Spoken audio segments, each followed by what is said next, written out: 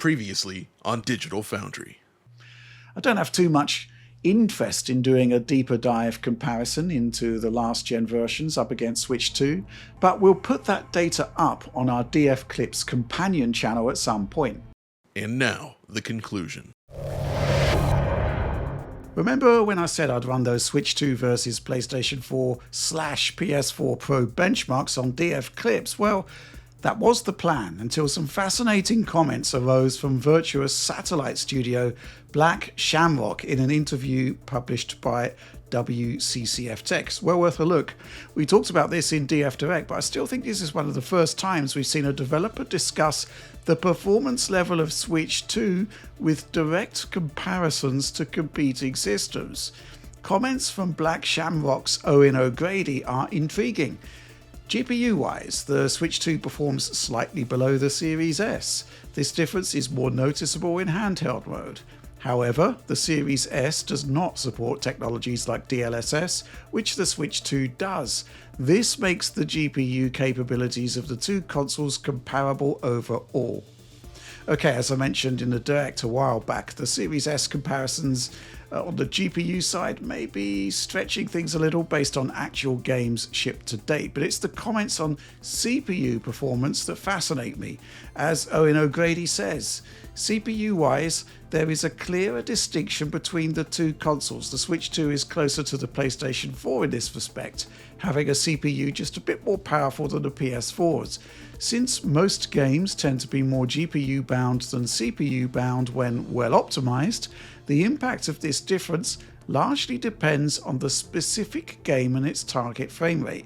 Any game shipping at 60 FPS on the Series S should easily port to the Switch 2. Likewise, a 30 FPS Series S game that's GPU bound should also port pretty well. Games with complex physics, animations, or other CPU intensive elements might incur additional challenges in reaching 30 or 60 FPS or require extra optimization during porting.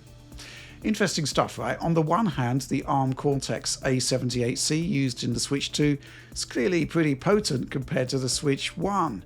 But on the other hand, with ballpark clocks of just 1 GHz, 1100 MHz, yeah, it's clearly a constraining factor. But going back to those Cyberpunk 2077 benchmarks I talked about earlier, to what extent do those comments bear out?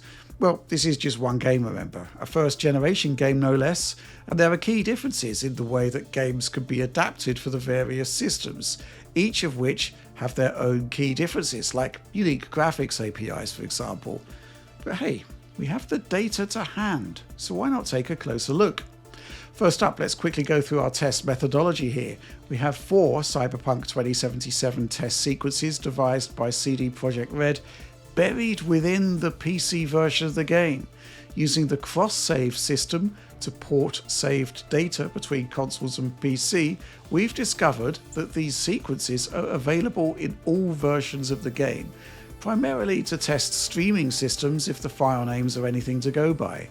The official PC benchmark is one of those sequences, and yeah, we've been able to get that running on all consoles too, even PlayStation 4 and PS4 Pro. And in fact, we're going to start with that sequence because while many of the other tests were seemingly designed for stress testing the streaming system, this one was clearly designed to be multi-purpose, hence it becoming public-facing in the PC version of the game. It's also the most well-behaved test, if you like, with most of the target platforms running at the appropriate frame rates with few, if any, drops. PlayStation 4 drops just 4 frames in the sequence, just 2 on 4 Pro and a clean run on all other systems. So at that point, dynamic resolution scaling comes into the mix. We've highlighted the DRS windows with the labeling there, but what about actual pixel counts at any given point?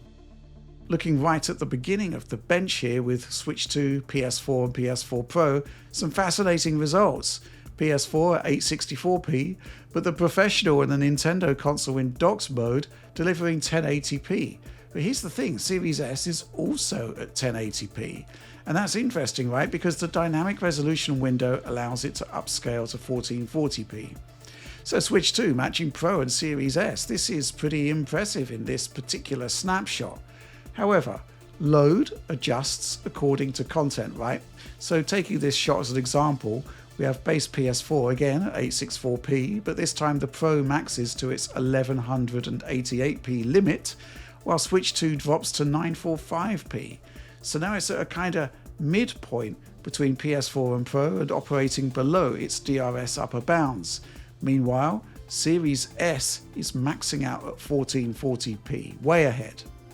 Now let's move back to the interior shot we looked at earlier, but this time with Switch 2 and Series S in 120Hz mode. To hit that consistent 40fps, Switch 2 drops to 600p, while Series S is at 792p.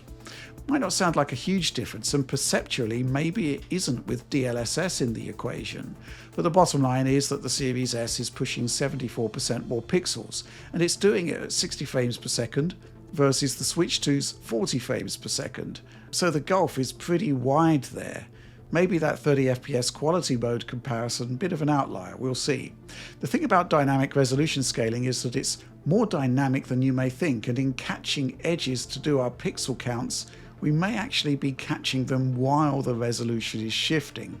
The other thing to bear in mind is that DLSS has a computational load of its own, significantly higher, I'd warrant, than what the PS4 and the PS4 Pro are doing. So the gap there between the Sony and Nintendo consoles, well, arguably, Switch 2 is actually doing a lot more. Let's move on now to the classic Kabuki streaming test. In terms of stress testing components, it's good for putting CPU and GPU through their paces. In terms of the overall performance outlook, the 30fps modes for all systems are surprisingly consistent. Switch 2 has minor drops in the first part of the sequence where none of the others do, not even the base PlayStation 4. But I think this can be explained perhaps by the paired back streaming used on last-gen systems. There are obvious level of detail advantages enjoyed by Switch 2 and Series S up against PS4 and Pro, where assets and even city structures are streamed in much later, presumably owing to the much slower storage system on those older consoles. The end of the run takes us into a denser area where PS4 and Switch 2 are struggling to maintain target frame rate, but the Pro is doing fine, as is Series S. For reference, the Pro's CPU is about 30% faster than base, but we're focusing primarily on the GPU side of things here, so how do the pixel counts check out?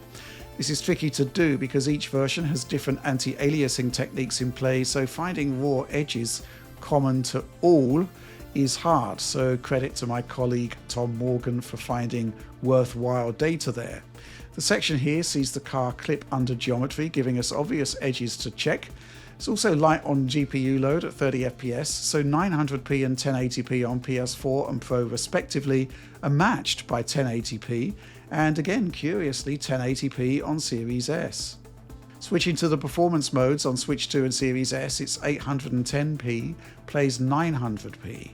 A 23% advantage for Series S in terms of pixel count, but remember that Xbox is pumping out 60 frames per second up against Switch 2's 40. Going back to the beginning of the sequence here, Tom's pixel counts for this frame give us the following. Again, seemingly minimal GPU load here as we're looking at 900p on PS4, 1080p on Pro, 1080p on Switch 2. Series S though, yeah, we're counting out full fat 1440p at matching 30fps output, a 78% boost over Switch 2. Switching to the 40fps performance mode, 810p on Series S, plays 648p on Switch 2, a 56% improvement to resolution, but a circa 70% improvement to frame rate on top of that, though there may well be a CPU consideration in play holding back Switch 2, you just don't really know. A final shot here from near the end of the Kabuki sequence where we start to enter a more detail-rich area of the benchmark. Frame rate wise, the Switch 2 is starting to buckle even in the 30fps quality mode, but the PS4 Pro and Series S do not. Locked 30fps there. Still, 864p on PS4, maxed out 1188p on Pro, 936p on Switch 2. Series S here delivers 1080p, a 33% resolution advantage for the Microsoft console over the Switch 2. Interesting stuff in the performance mode though at the same area. 720p on Series S, plays 792p on Switch 2, a 21% Switch 2 advantage. That said, The frame rate readout kind of tells you why, possibly. Series S is getting on for doubling Switch 2 performance, a much higher level of pixel throughput then. Okay, so what's the overall conclusion from these tests? Well, there's a decent degree of variability here, but the Switch 2's docked GPU performance up against PlayStation 4, the base PlayStation 4 that is, should be highlighted. On all of our tests, the Switch 2 delivers higher pixel counts, and it's doing so with DLSS anti-aliasing and upscaling versus a less expensive TAA solution on the old Sony console. GPU seems to be considerably more capable. Across all of our test results, Switch 2 is delivering an average 32% improvement in resolution. And of course, that won't be factoring in the GPU load of DLSS. Up against PS4 Pro though, Switch 2 is either on par resolution-wise or considerably lower, a gulf in results that kind of makes an average meaningless. But again, something to bear in mind, no DLSS equivalent on the Pro there. So ultimately though, I guess you can see that Switch 2 falls possibly between PS4 and Pro, though ideally I'd like more data here. And of course, some idea of just how much computational load DLSS is putting on the Switch 2 GPU, which is going to be far less with the TAA solutions used by the PlayStation consoles. Again, Series S quality mode though, resolution differences vary from nothing to upwards of 70% in favour of the Series S. The larger numbers may well be down to the fact that we often hit the max 1080p on Switch 2, while Series S never actually goes lower than 1080p. Performance mode head-to-head, all told, an average 73% resolution advantage for Series S, which is targeting 60 frames per second versus Switch 2's 40 frames per second.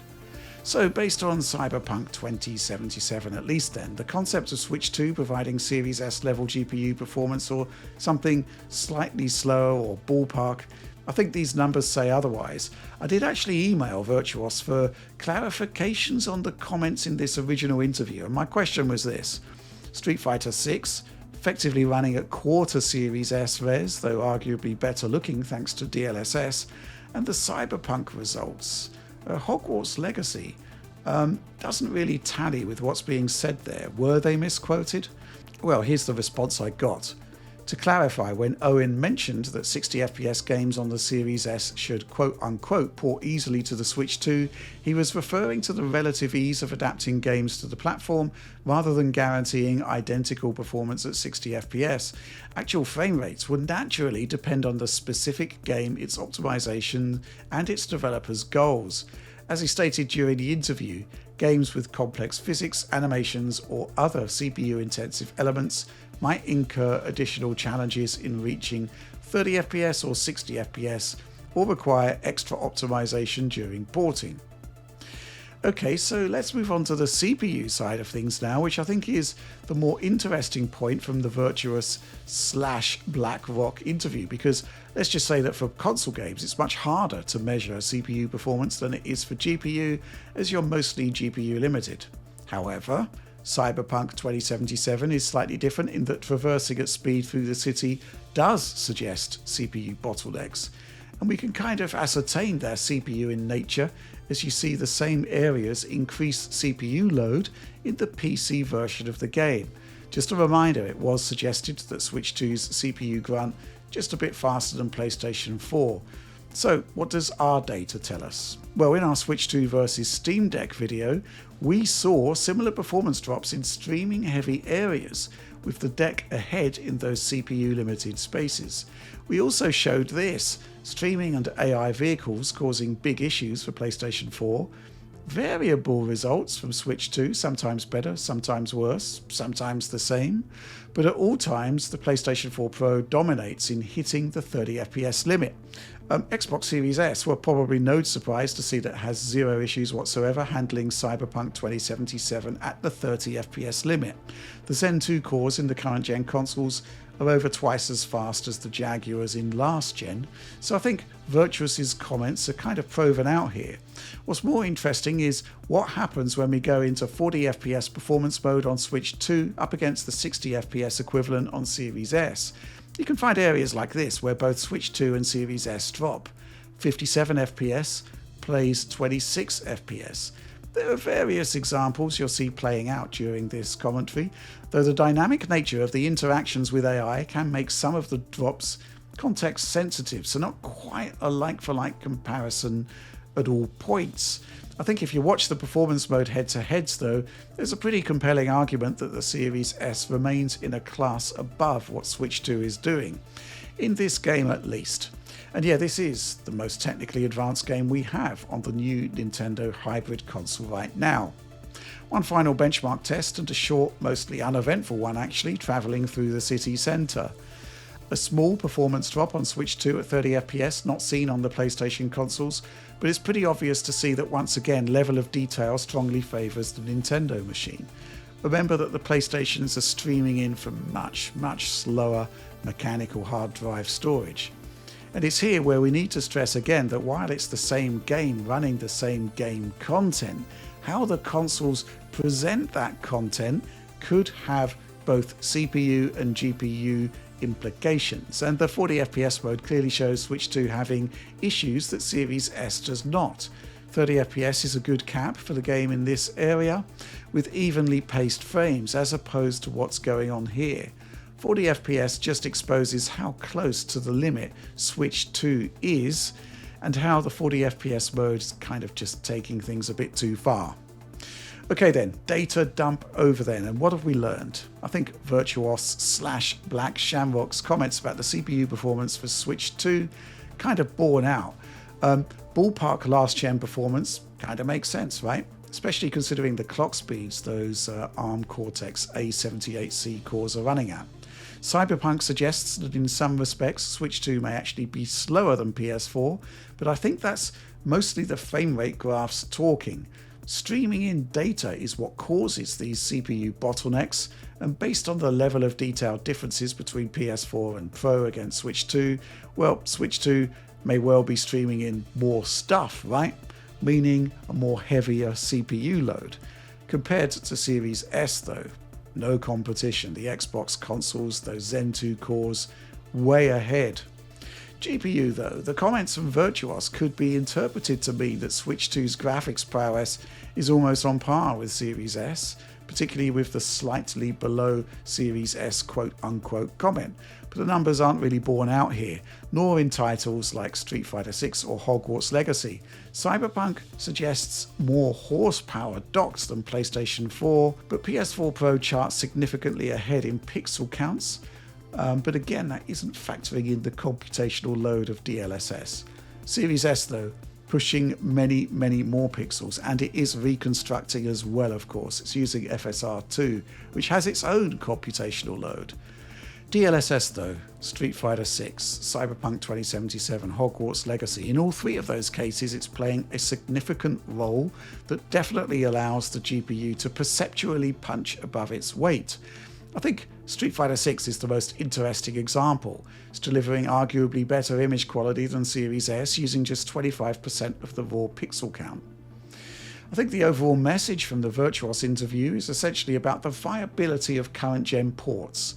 As they say, a 60 FPS Series S game should be easily portable to Switch 2. We're seeing that here, though not necessarily at the same frame rate. And here, Cyberpunk 2077 definitely proves out this concept, and doubtless at some point we'll have more examples for testing. In terms of actual demanding current gen workloads, well, all eyes on the upcoming Star Wars Outlaws port, which is a game that never made its way onto past gen consoles.